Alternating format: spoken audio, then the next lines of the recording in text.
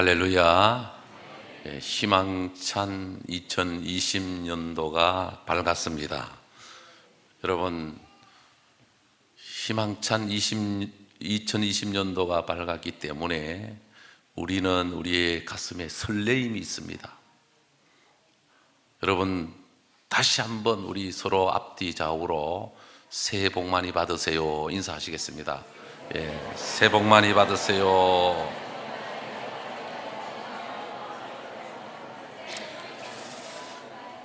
세상에서 가장 빠른 새가 어떤 새인지 혹시 아세요?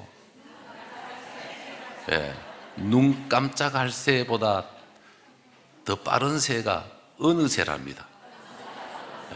어느새 2020년도가 밝았습니다. 새 중에 가장 값비싼 새가 무슨 새인지 압니까? 백조라는 새입니다. 이해를 못 하시는 것 같네요. 백조라는 새는 값이 100조 원이라는 거예요. 100조.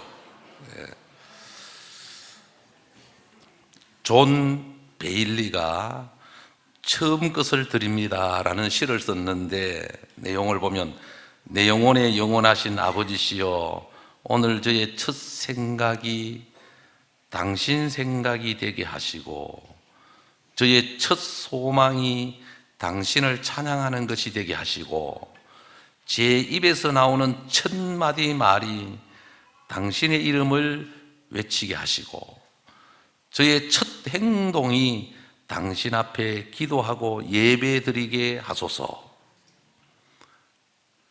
우리는 하나님이 우리에게 원하는 바는 우리의 처음 것을 원하십니다. 그래서 농사를 지어서 곡식을 거둘 때도 처음 것을 드리고 수입에 처음 것을 드리고, 우리 시간도 처음 것을, 왜 송구영신 예배를 드립니까? 2020년도를 시작하면서 첫 시간을 우리가 하나님 앞에 올려드리는 거거든요. 그래서 우리는 처음 것을 하나님 앞에 드림으로 하나님의 뜻과 영광이 우리를 통해서 이루어지기를 바라는 소망으로 한 해를 출발하는 것이죠. 그래서 우리는 먼저 그의 나라와 그의 의를 구하라, 그리하면 모든 것을 너희에게 더하여 주시리라고 약속하신 하나님의 말씀을 믿으며 오늘 출발하는 2020년도를 출발하는 여기에 있는 저와 여러분들은 주님의 이름을 부르며 주님 앞에 영광 돌리며 믿음으로 말씀을 묵상하며 출발하기 때문에 올 한 해는 행복한, 승리하는 아름다운 축복의 한 해가 될 줄로 믿습니다. 시편 1편은 우리가 잘 아는 내용입니다. 시편 1편은 복 있는 사람이 어떤 사람이냐? 복 있는 사람이 악인의 꾀를 쫓지 아니하며 죄인의 길에 서지 아니하며 오만한 자의 자리에 앉지 아니하고 오직 여호와의 율법을 즐거워하며 묵상하는 자로다. 복 있는 사람은 어떤 사람이냐? 구별되게 사는 사람이고 그리고 말씀을 따라 사는 사람이다. 이게 시편 1편을 통해서 우리에게 주는 교훈입니다. 그래서 오늘 저는 두 가지 주제로 여러분들에게 말씀을 드리려고 합니다. 첫째로, 올 한 해 여러분들의 삶의 모든 중심이, 우리의 삶의 뿌리가 하나님의 말씀에 뿌리를 내릴 수 있는 은혜가 있기를 바랍니다. 나일 강변을 따라서 가다가 보면 이 나일 강변 가에는 야자수, 대추야자, 야자수 나무가 아주 싱그럽게 멋있게 자라 있습니다. 그런데 기차를 타고 가다가 보면 강변 쪽에는 오아시스인데 푸른 나무들이 우거져 있는데, 그런데 우측을 보면 사막이에요. 원인이 딱 한 가지입니다. 물이 있으면 오아시스가 되는데 물이 없으면 사막이 되어버리는 거예요. 우리가 이 세상 살면서 물은 생명이거든요. 우리가 이 세상 살아가면서 예수 믿는 사람은 하나님 잘 믿으면, 말씀을 묵상하고 믿음으로 살면 하나님께서 그 인생과 삶을 오아시스로 만들어주지만, 하나님 없는 인생은 그때부터 사막이 되어버리는, 죽음의 세계가 되어버리는 거예요.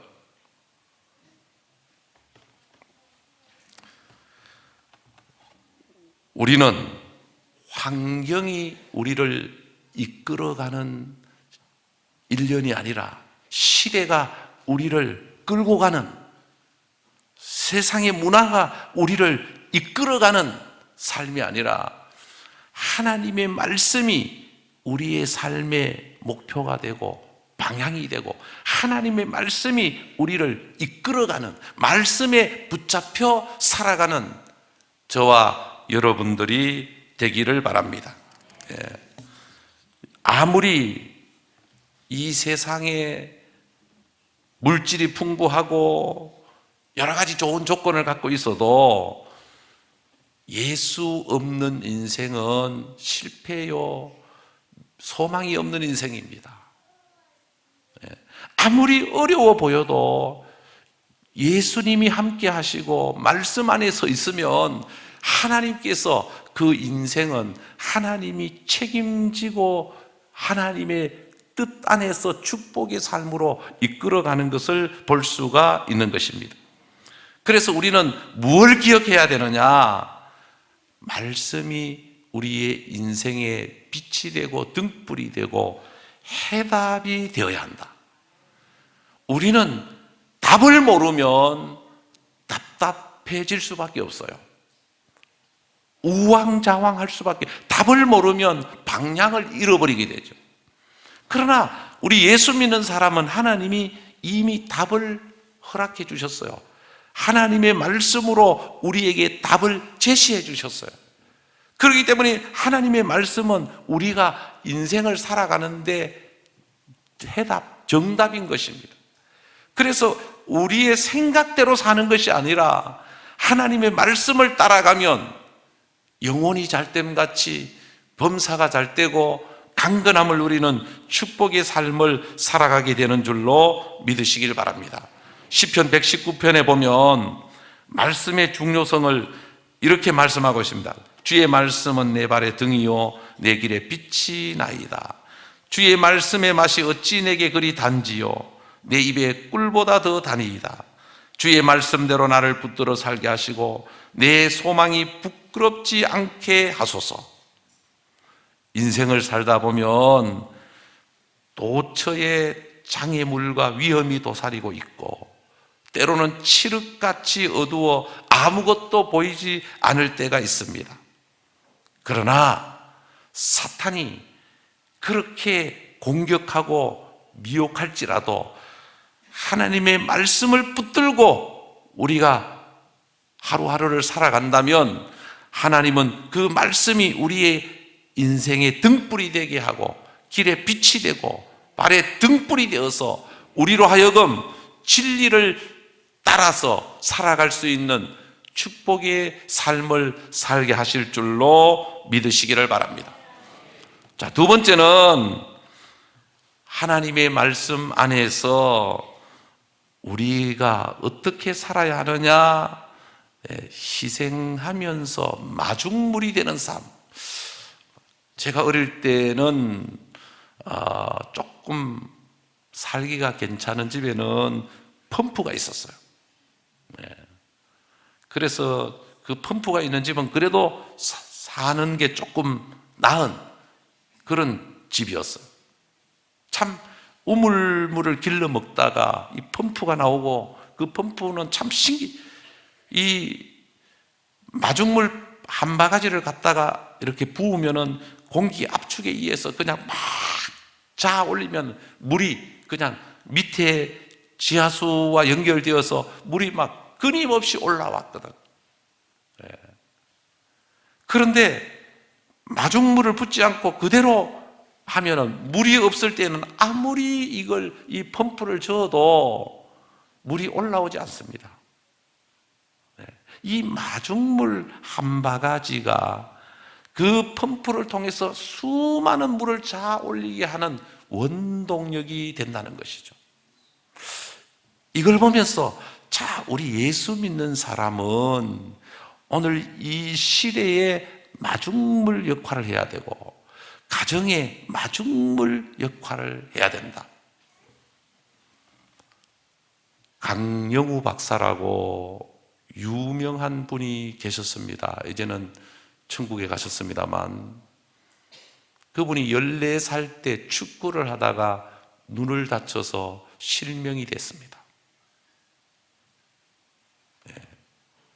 그리고 가정도 파산이 되고 부모도 일찍 돌아가시고 형제들은 뿔뿔이 헤어져서 고아원으로 가고, 그래서 고아원에서 맹인으로서 중학교를 입학했을 때, 몇 살 뒤에 입학했을 때 도우미로 왔던 분이 서울의 대학교 1학년이었던, 영어를 전공한 1학년이었던 석은옥, 그분이 강영우 박사 사모가 됐는데, 부인이 됐는데, 그분이 봉사 왔다가 사명감을 가지고 강영우 박사를 케어하기 시작합니다. 그래서 나중에 결혼을 하게 되고 집안에서 엄청난 반대에 부딪히죠. 사명을 가지면요, 어떤 문제도 뚫고 나갈 수가 있습니다. 그런 반대에도 무릅쓰고 결혼을 해서 그 남편을 대학까지 졸업시키고 미국으로 유학을 갑니다. 미국으로 유학 가서 미국에서 공부를 하는데 앞을 못 보니까 자기가 운전하면서 매일 학교에다가 태워주고 데리고 오고 완전히 눈 역할을 하는 거죠. 그러면서 그분이 어떤 고백을 하느냐 하면, 나는 남편이 소경이기에 불행하다고 생각한 적이 한 번도 없다. 이야, 대단한 사람 아닙니까? 아마 우리 집 사람도 저를 만난 걸 여러 번 후회했을 텐데, 그런데 이 서근옥 이분은 자기 남편이 소경인데도 불구하고 한 번도 불행하다고 생각한 적이 한 번도 없다는 거예요. 그래서 남편을 미국에서 박사학위를 받게 하고 공무원으로 그래서 처음에는 미국에서도 공무원 시험 칠 때도 여러 가지 제한이 많았대요. 앞을 못 보니까 여러 가지 원서도 안 받아주고 그냥, 그래도 믿음으로 기도하면서 앞을 향하여 나아간 거죠. 그래서 결국은 미국에서 유명한 공무원이 되고 백악관에 발탁이 돼서 차관보, 장애인을 위한 백악관에서 장관 밑에 차관보의 역할을 맡고, 또 대학교 교육학 박사를 받아가 대학교 교수가 되고. 자, 문제는 아들 둘이 있는데 아들 둘 다 하버드 대학, 하나는 법대, 하나는 의대를 나왔습니다. 마지는 의대를 나왔는데 아버지가 눈이 멀어서 고생하는 걸 보고 안과 의사가 되어서 며느리도 의사고 아들도 의사로 미국에서 유명한 의사의 길을 가고 있고, 하버드대 의대를 나오고, 둘째는 하버드대 법대를 나왔는데 또 법대 친구를 만나가 둘 다 미국의 변호사고, 그 다음에 둘째 아들은 백악관의 법률 자문역으로 백악관에 들어가 있고. 그래서 이 가정을 미국에서도 정말 모범적인 가정으로 시상을 하고 세계가 놀라는, 그런데 그 중심에 누가 있느냐? 서근옥, 이 강영우 박사 부인이 있는 거예요. 이분이 희생했기 때문에, 이분이 마중물이 되었기 때문에 이 가정에 5명이 박사인 거예요. 그래서 강영우 박사가 나중에 우리 가정에 5명의 박사가 된 것은 아내를 향해서 당신 때문이다. 당신의 공로다. 한 사람의 희생이 앞못 보는 소경이라고 친구들하고 엄청나게 놀렸대요. 너가 뭐가 부족해서 그런 앞도 못 보는 사람에게 시집을 가니. 나중에 애들 놀면 얼마나 놀림을 받겠는데, 이 바보야, 어떻게 네가 인물이 못하니, 뭔가 못하니. 또 잘생겼어요, 강영우 박사 부인이. 하나님이 주신 사명, 하나님이 주신 사랑, 내가 이 사람을 위해서 희생해야 되겠다. 예수님의 마음이죠. 내가 이 사람을 위해서 내 인생을 바쳐야 되겠다. 그래서 자기보다 강영우 박사가 나이도 적어요. 그런데도 하나님의 사랑을 깨닫고 지극정성으로 섬겨서 나중에는 부부가 되고, 그리고 한 가정을 통해서 위대한 열매를, 위대한 역사를 참으로 만드는 가정이 되었잖아요. 여러분, 예수 믿는 우리가 마중물이 되어서 내 때문에 가정이 살고, 내 때문에 교회가 살고, 내 때문에 직장이 살고, 내 때문에 나라가 살고, 내 때문에 회사가 살고, 내 때문에 많은 사람들이, 열방이 살고 민족이 살고 세계가 살아야 됩니다. 이게 기독 정신이거든요. 그런데 우리는 지금 자본주의에 길들어져서 이기적인 문화 속에서 살다가 보니까 내 때문에 누가 살아야 된다는 생각보다는 누구라도 밟고 내가 살아야 된다고 하는, 참 대한항공 가정을 보면 너무너무 측은하고 불쌍한 생각이 듭니다. 가족끼리 싸우면서 막 유리창이 다 깨지고 도자기가 깨지고 몸에 상처가 나고, 돈이 많으면 무슨 소용이 있습니까?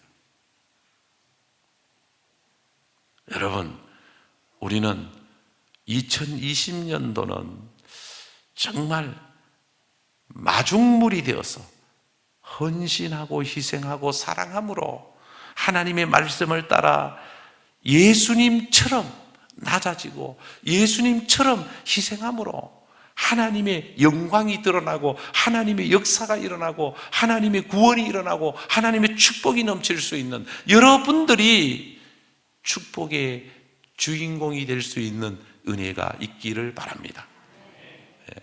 나 때문에 누군가는 웃을 수 있고, 나 때문에 누군가는 행복해질 수 있고, 나 때문에 많은 사람들이 구원을 받고, 나 때문에 많은 사람들이 축복을. 그래서 우리 예수 믿는 사람은 하나님과의 과교 역할도 해야 되지만 축복으로 나아갈 수 있도록, 나 때문에 많은 사람들이 복을 받을 수 있도록 그런 축복의 통로가 되어야 할 것입니다. 여러분, 그럴 때 하나님이 기뻐하시고 그런 사람을 하나님이 주인공으로 만드십니다. 2020년도 여러분들이 하나님이 기뻐하시고 축복하시는 주인공이 다 되어서 하나님 앞에 영광 돌리는 승리하는 복된 한 해가 될 수 있기를 바랍니다. 기도드리겠습니다. 하나님 아버지,